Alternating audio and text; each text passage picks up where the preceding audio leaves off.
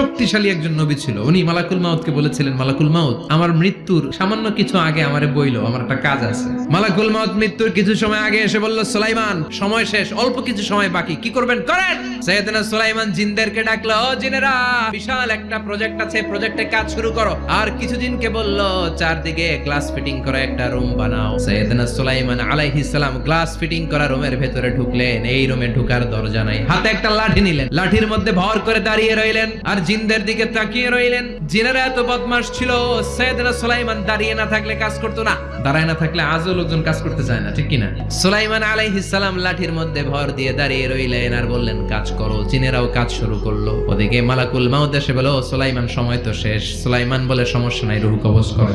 মালাকুল মাউত ওইভাবে লাঠিতে ভর দেওয়া অবস্থায়, দাঁড়ানো অবস্থায় সাইয়েদনা সুলাইমান আলাইহিস সালামের রূহ কবজ করে নিলেন। উনি এমন ভাবে দাঁড়িয়েছেন, রূহ চলে গেল, লাশ হয়ে দাঁড়িয়ে রইলেন। লাঠি